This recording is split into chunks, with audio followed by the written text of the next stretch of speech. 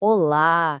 Hoje a gente vai mergulhar de cabeça num tema que sempre gera muita dúvida, principalmente sob a ótica da fé: a masturbação.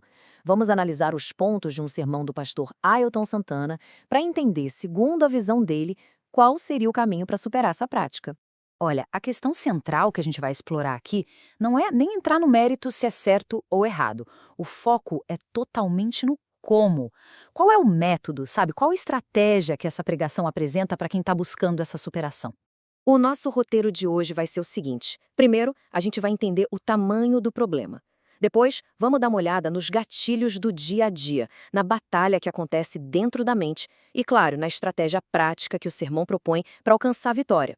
Certo, então vamos ao primeiro ponto. O sermão já começa definindo o problema de um jeito bem forte. Não é visto como um simples ato, mas sim como algo que ele descreve como um vício que escraviza.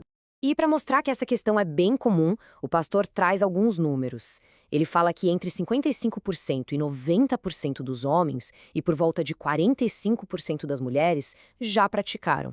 A ideia aqui é deixar claro que essa é uma luta que, segundo ele, muita gente enfrenta. Agora, o ponto-chave aqui é essa definição de vício. Para o pastor, o problema central é a perda de controle. Nessa visão, qualquer coisa que te domina te torna escravo. E isso, claro, vai contra o princípio de liberdade que é tão central na fé cristã.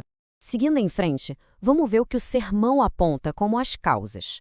A ideia é que vencer essa luta se tornou mais difícil hoje em dia por causa de um monte de influências do mundo moderno, que estão, assim, por toda parte.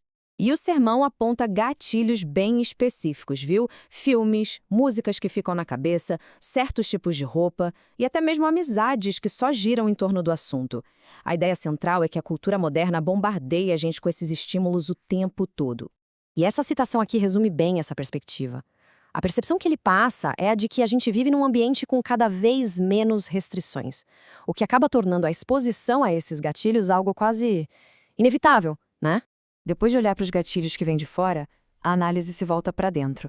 É aqui que o sermão descreve a mente como o verdadeiro campo de batalha, o lugar onde a luta de verdade acontece.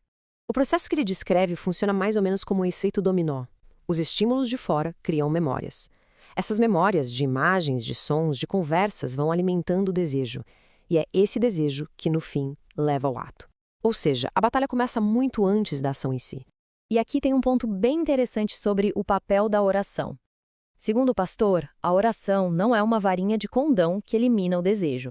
É vista mais como uma ferramenta para buscar sabedoria, sabe? Uma orientação divina sobre o que fazer e como fazer para vencer essa batalha. Ok, então qual é a solução prática que ele propõe? É isso que a gente vai ver agora. Essa sessão detalha o plano de ação passo a passo, sugerido no sermão, para quem está buscando ter mais controle sobre isso.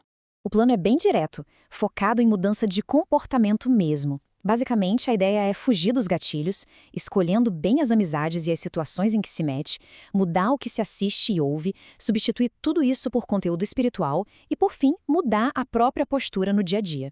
E para justificar essa abordagem que parece mais rigorosa, o pastor usa essa referência bíblica.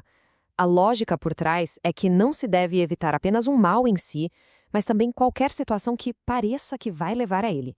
É meio que cortar o mal pela raiz. E agora a gente chega na última parte da estratégia, que vai bem além de pequenas mudanças. A ideia aqui é que não adianta só mudar um ou outro hábito.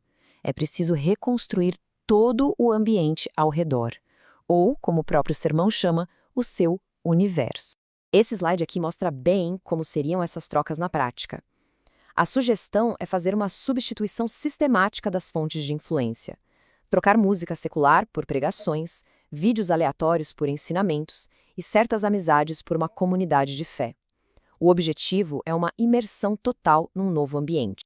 No fim das contas, todas essas mudanças têm um propósito bem claro: treinar a mente. A meta é que o foco se volte naturalmente para pensamentos considerados positivos e construtivos, em vez de ser dominado por aqueles estímulos que levam à prática indesejada. E para a gente fechar, fica uma reflexão. Se a gente deixar de lado um pouco a perspectiva religiosa, a estratégia toda é sobre controlar o ambiente pessoal. E isso levanta uma questão maior para todo mundo. Nesse mundo de hoje, cheio de informação e estímulo por todo lado, até que ponto a gente consegue de verdade moldar o universo que nos influencia?